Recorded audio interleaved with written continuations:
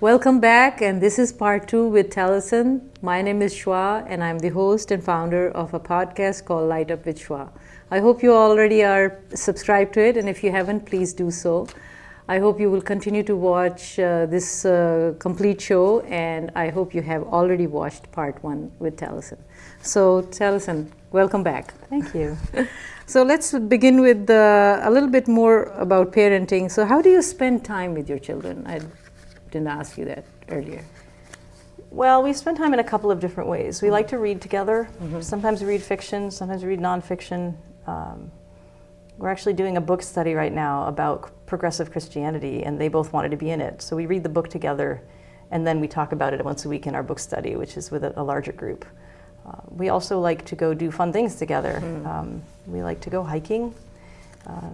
We like to go get ice cream. Our family has actually really, and this is the way I was raised, we've really claimed our faith tradition. So in our family, there's actually a fair amount of music and ritual and prayer that's not something I ever insisted upon or imposed upon them. It's just something that naturally comes to our family culture. My dad wrote a lot of songs, Christmas carols and other hymns and songs, and sometimes we just play them on the piano and sing them. It's like something people did hundreds of years ago, but our family still does it. You play the piano also? I play the piano, oh, wow. And my kids are learning to play because they want to be able to play their grandfather's songs. Wonderful. And they're beautiful songs. Wonderful. And sometimes now they're learning cello and violin, so we'll just play a little trio and we'll sing and we'll play the music, and we'll do that at church or we'll do that in our house. And we do, sometimes we'll have like a sacred campfire. It'll be the solstice, or it'll be the anniversary of my mom's passing, or some kind of moment. So you do spend time with your children. Oh yeah, we spend time together. And not only give them the gadgets and... No, they're just wonderful people. I love eating dinner with them and just talking. Right. We spend a lot of time in the car because we don't live in a culture that has public transportation most places. So we have a lot of interesting conversations. So do they give you feedback about you in different ways? Yeah, I was going to say one of the most important things for me as a parent has been learning how to apologize. And I realized that being a parent doesn't mean making no mistakes, because that doesn't teach anybody anything. It's much more important to make mistakes, which you know you're going to do, and then to figure out how to handle that. How do you apologize? So you don't have any ego, you just say, oh, I'm sorry, I did this, and... I mean, it wasn't easy the first few times. I think things take practice. Apologizing takes practice.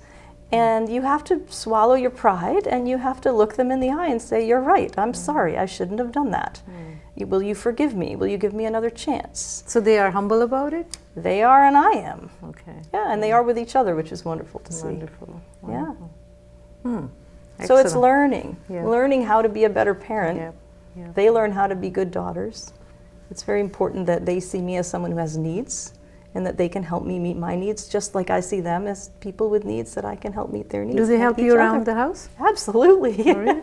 Yeah. Do they take care of their cleaning and rooms and everything? Yes, they clean their own spaces. They help clean the common spaces. They cook dinner once a week each. So they don't take you for granted. They do see that mom also needs help. Or Here's the thing. They want me to be happy. They love me.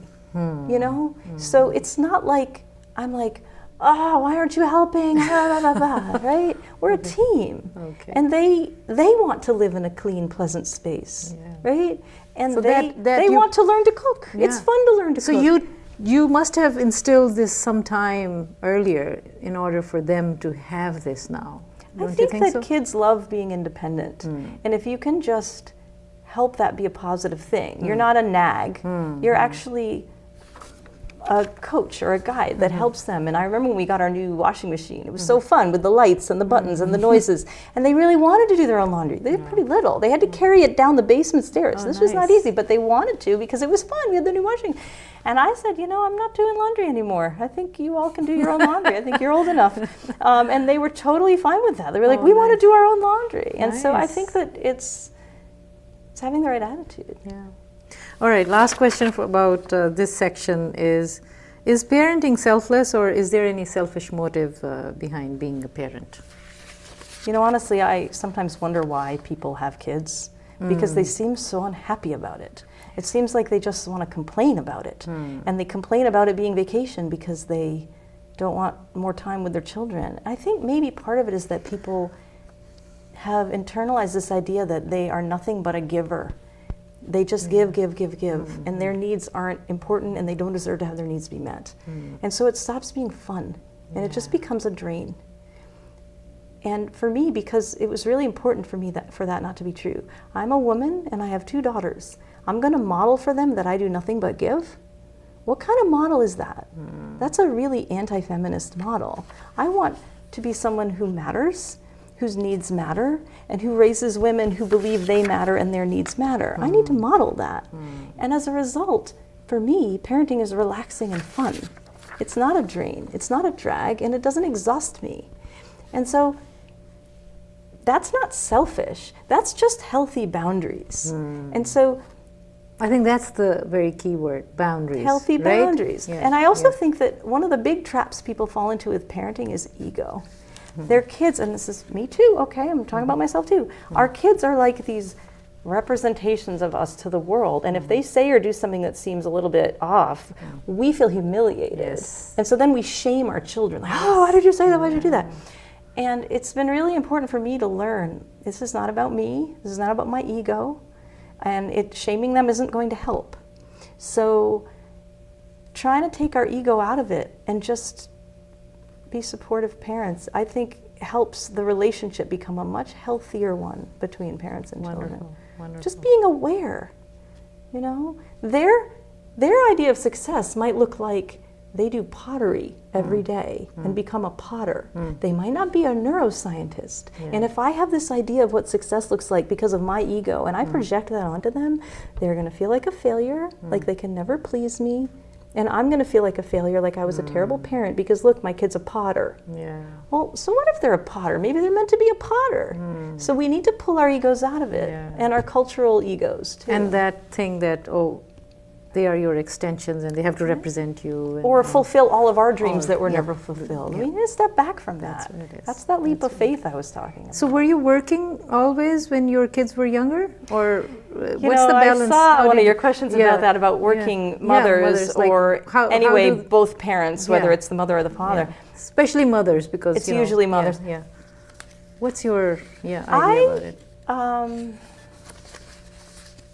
It's kind of a funny story. I decided to go back to school and to go to seminary for my master's right when I was getting pregnant for the first time. And so we actually timed it, 2 scientists, so that I would give birth after final exams of my first year, but that my daughter would be 3 months old, in other words, old enough to go into daycare before the semester started in the fall. Oh, wow. So we had 1 shot to conceive, okay? We had all the tests and everything, and it worked. And so I was pregnant all through my first year of my master's, and I gave birth the week after final exams. And the very day of my first classes in the fall, she was 3 months old, and she was able to go to daycare. And it was 2 days a week that we had her in, so it was part-time, wasn't full-time, because I was a student. And when I arrived, after 3 months of taking care of this infant, I walked into the door of my school, and I was like, oh, there I am. It was like I was 2 people.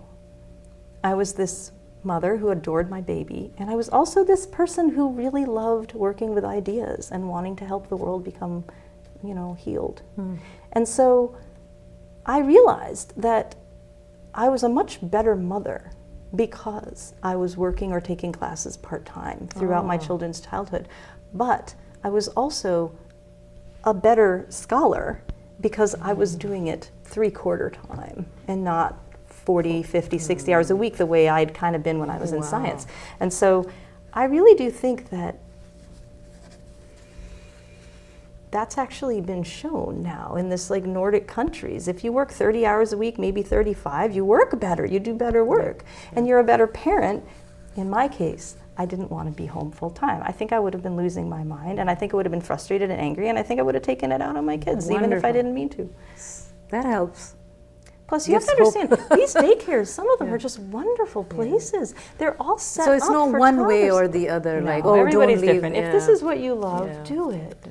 Just balance it and don't And totally unfortunately, neglect it. among women, there's so much belief that there's one right way, and there's so much shaming of people who do things differently. If you work full time, oh, you never see your kids, you're a terrible mother. If you don't work at all, oh, well, you don't have no career, you're a terrible whatever, feminist. And I just think, wow, isn't it a shame we can't just support one another? For me personally, I feel like I got the best of both worlds. Wonderful. Thank you for that answer. I think that will be helpful for many women to see find that your they balance. can find your balance. Okay. I just want to ask you, are you familiar with any other faith traditions other than yours, your own, which is, you can say, what do you practice? It's funny. When pressed, I say I am a Wesleyan eco-feminist. Oh, okay. But most people would call me a progressive Methodist. Okay. But I'm a Christian. Okay.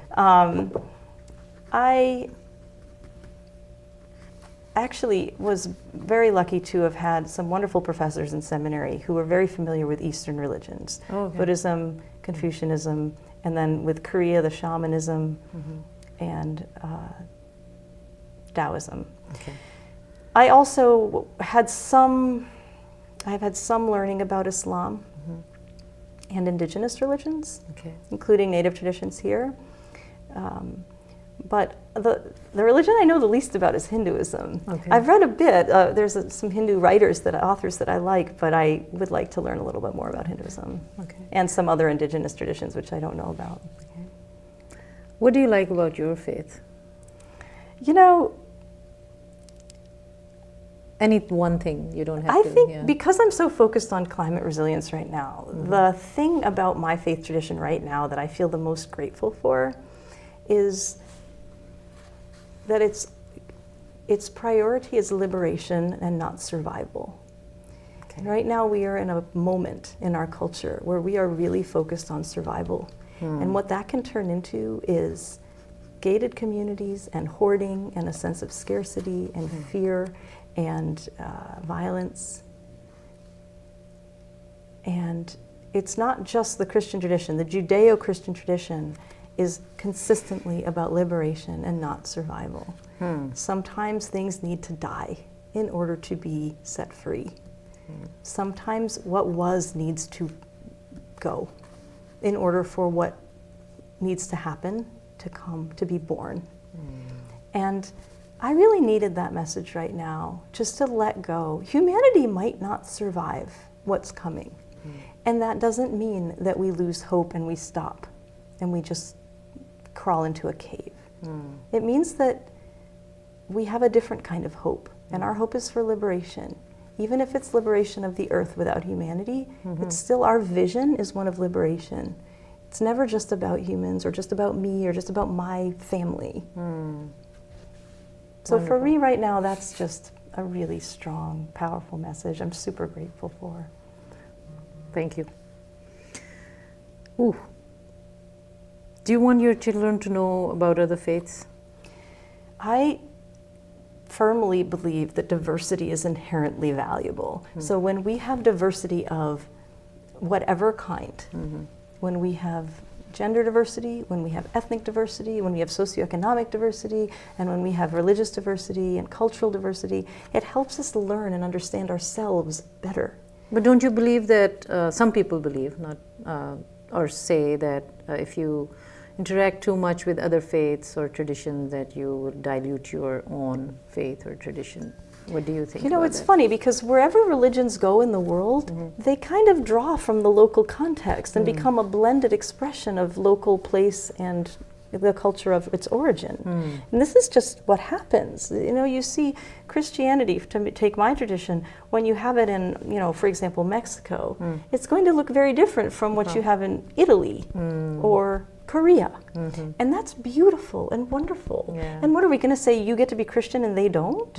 Right? So to me there's a fear-based perspective where you kind of try to create these rigid boundaries. what I believe is that we all have a lot to learn. And there's wisdom everywhere, in all traditions and all peoples and all cultures, and we should be open to that. And that's what I would like to quote here, not exactly, but the Quranic verse that says that we have, God says that we have made you into tribes and nations in order for you to recognize and appreciate, and not to be, you know, I'm better than you or whatever, but to appreciate and live together and coexist. One of the traps that people fall into is the search for the one pure religion. Yes. They want to find one culture or one religion or one community that never did anything wrong, that never did anything oppressive, that was never sexist, that was never anything. And that's just never going to happen, right? It's a false idea. So I do like it when people take their own tradition and they find the parts of it that are empowering and liberating and beautiful, and they focus on those rather than just tossing things in the trash and just searching and searching until they can find the one thing that they feel like, if I do this, I can feel good about it because these people never enslaved anyone, or they never. For me, that's a trap. And to answer that also in the Quran is that God says, I could have made you all one. So I believe in that if God has created everything, then God would have made us all one faith, and we all would have looked the same. And how boring that would be. Yeah, exactly. So that's the point. Anyways, anything else? Humanity is broken. We do things that are bad. We do things that are sexist and racist and violent. It's just part of being human, unfortunately. Well, maybe fortunately, right? Not unfortunately, necessarily. If we try, we can learn from it. Yes. All right. Let me come to you a little bit. Okay. What do you like about yourself? I loved that question. Good. I I hope you're not too prepared with my questions. I'm glad I saw that one in advance, because it would have taken me a minute, but I realized when I was thinking about it, I like that I basically have an endless thirst for learning. Well, I can second that. I'm just fascinated by pretty much all knowledge, and I just love it, you know? Wonderful. Unquenchable thirst. So you like that. And anything you would like to change about yourself? Yeah, I mean, I guess the thing that I wish is that I were more climate resilient. And I know that sounds like I'm repeating myself, but you know, I'm working on this and I'm building those skills, and I just wish that I had more and that I was more resilient. I think this is kind of bearing down on us here, and we're running out of time. And I really want to prioritize this, and it's something I've been prioritizing. I just wish that it were more. I were able to do it more. So if you do more, then maybe we can come in somewhere and learn from you, because that let's would do it be together. important. More than better. we need to learn about that.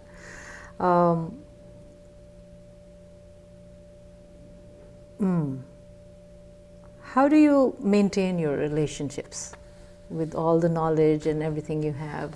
We have a big issue with our relationships, whether it's with children or whether any other.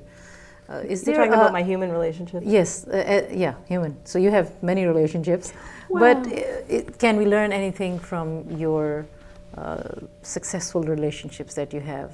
A couple of things, one thing, two things, whatever you want to say. Maybe one. Yeah, I guess I'll say two things. First of all, I think a big part of my adult life has really been trying to give myself permission to have boundaries, not being all things to all people and whatnot. And I read this interesting book called Minimalism. Oh yeah, I heard about it. Well, it was an interesting book. And one of the things it said, it kind of has this 80-20 rule. You know how in any group, 20% of the people do 80% of the work, right? And the way they kind of talked about it was, really, you only need 20% of the stuff you think you need. And they talked about it too with relationships. And reading about that kind of gave me permission to think, how much, I have a certain amount of life force, you know, and maybe I need to invest in the 20% of relationships that mean the most to me, and not feel so much obligation to that other 80% that are really, I love them, but I mean, really, I don't have the time if I'm going to invest in this 20% and have my village, right? And it really gave me a lot of permission as somebody who's really had that struggle with boundaries to feel like, actually, that there's something legitimate in that. I'm not rejecting all of those 80. I'm just not pouring all my life force into it. And the other thing that I'll say, someone said this about me years ago, and I never forgot it. They said, I really love how you accept people the way they are. I didn't know that about myself. But it was fascinating to have someone else reflect that back to me in high school. And so this was in high school? This was a long time ago. I don't think, it doesn't look that long, but 25 years ago. Oh, wow. And it was... now we know your age. Yeah, it might have been more than 20. I don't know. I'm not so good with that, but it was a long time ago. And nice. I held that. I held that with me. And I said, well, if that is true, great. And if it isn't, it's something I would love for it to be true. Okay. And I do think that we need to do that. We need to be non-attached. We need to accept people for who they are and what they are able to give us. My dad, I loved my dad deeply. He had a lot of wounds. And I needed to accept what he was able, the love he was able to give me, and not wish that he was someone else that he couldn't be. That's important. Yeah. And I think that's really helps manage expectations and avoid disappointment and hurt feelings. Offloads us too, like it makes us less stressed, maybe, in some ways. Absolutely. Yeah. Wonderful. Yeah. That's very nice. All right. Okay, so what is wealth in your experience? I love that question. I'm glad she likes all my questions, not all, but some of them at least. Well, some of them I love. Some of them, they're great. But I think wealth is really just seeing abundance wherever you are. The ability to see abundance, even in grief, the abundance of healing that grief hands us, the abundance of knowledge and growth that challenges give us. Being able to see abundance, I think that's true wealth. Wow. Nice. What is the value of gratitude in your life? I think it's tied, Can we be grateful for pain?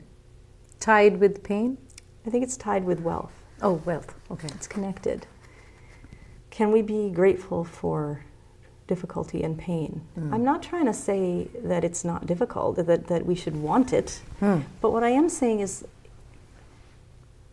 so, for example, there's a whole line of mind-body medicine which looks at chronic pain as basically a manifestation in our body of rage and grief. So when you think about it, you get that back pain and you feel frustrated and angry at your back. Wow, why are you hurting me again? You're letting me down. Maybe our back is carrying something for us. Maybe we should be grateful to our back for telling us something's going on with you. You need to pay attention. Maybe we need to love our back and say, let me take a look at that. What's going on? Is there some kind of rage? We don't like rage, it's scary. Is there some kind of rage or grief that you are trying to alert me to? And if I pay attention and if I open myself to that, I can release it and heal. This is a gratitude for things that we're not normally grateful for. I think that's true. Practices of gratitude. We're always complaining about it then. Yeah. Not thankful for the pain even. Yeah. Okay. So whatever condition you are, you should be thankful, because you never know what lesson we are learning from, and also...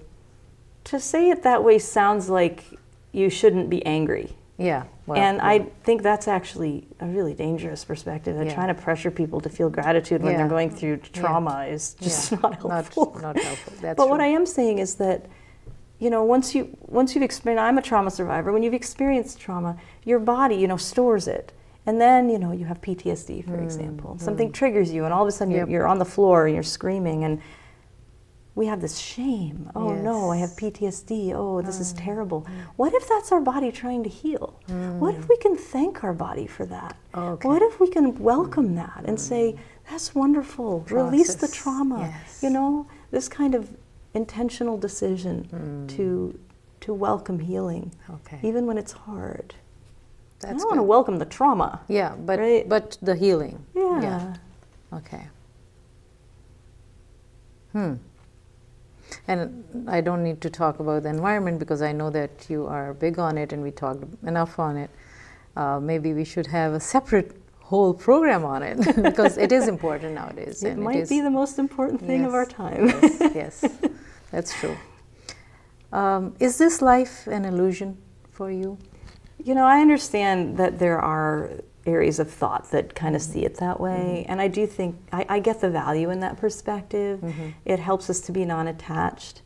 For me, I resonate more with the idea that this present moment is the only real thing.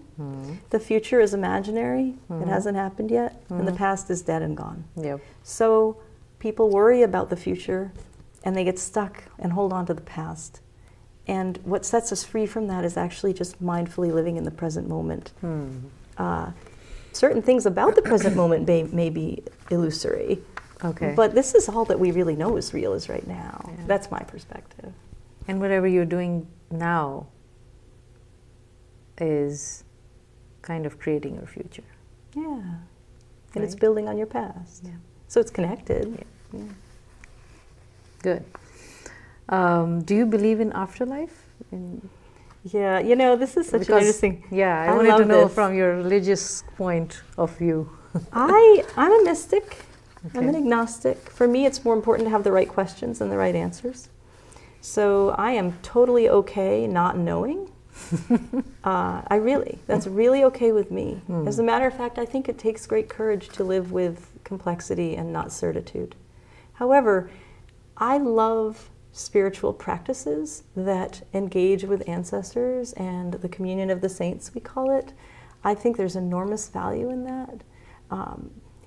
If when I die, all that happens is my body turns into earth and that earth gives life to new creatures, that's resurrection for me. I don't need it to be more complicated than that. However, maybe there is sentience and maybe we see our loved ones and we know that we're seeing them. Yeah. And that's okay with me too. However, my loved ones, my ancestors, they do live on in me. And it's incredibly helpful for me to have an ancestor altar in my home that I can go and sit at and talk to my ancestors and bless them and thank them. And I feel enormous support and inspiration from my ancestors. Whether they actually can hear me or not, that's okay with me. It doesn't matter. Those rituals and those practices feed me and they nourish me. Does that answer your question? Yes, I'm fine with that. I was going to say, well, okay, we'll have some classes in future too, you know, just a humorous part of it. But yeah, every faith has their own practices. Every individual have their own beliefs. So that's fine. Thank you. Yeah. Have you found your purpose of life? What's the purpose of your life? You know, so I come from this Wesleyan tradition, and there's a real focus on love and grace. And so for me, I think my vision of my life purpose is just to grow in love. Love of self, love of neighbor, love of all creation, and love of divinity. I don't know if we have time what is Wesleyan culture, but if we have time, maybe you can explain it after I ask a couple of more questions. But is that part of Christianity? Yeah, so Wesley he helped to start Methodism, which came out of the Anglican Church and the Church of England. So from the Methodist line of religion. Okay. Because I'm learning too, so. Not very many people know outside of Methodism. Okay. Any message of hope that you would like to give us today? Yeah, can I just glance at what I... Yes, sure. Because it's important point. Yeah, I thought I loved this question.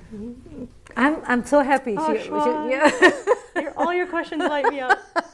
Well, that's the last question. This is such an important question. What is hope? Yeah.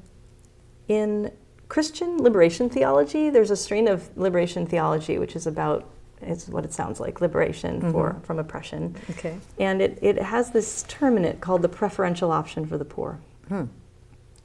Now, I'm not 100% sure what the people who coined that term actually meant by it. This is what I think.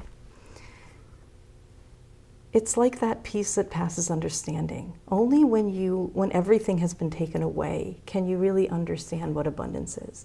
Only when you understand total despair can you understand what hope really is. Only when you understand true turmoil can you understand what peace really is. Because if you can find peace in the midst of turmoil and hope in the midst of despair, then you have a really deep sense of hope.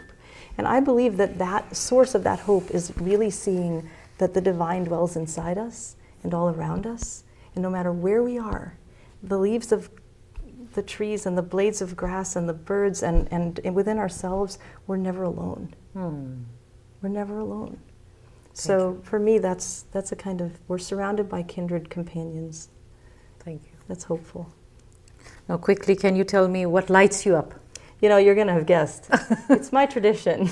My tradition lights me up. My Okay. ancestral and my faith tradition. I Wonderful. just feel so grateful for it. And every Wonderful. year that goes by, I feel more grateful for it. Thank you very much. Thank you, Tallessyn. Thank you for watching Light Up with Shwa. I hope you will enjoy this episode just like the other episode with Tallessyn. Please subscribe, stay tuned, and thank you again.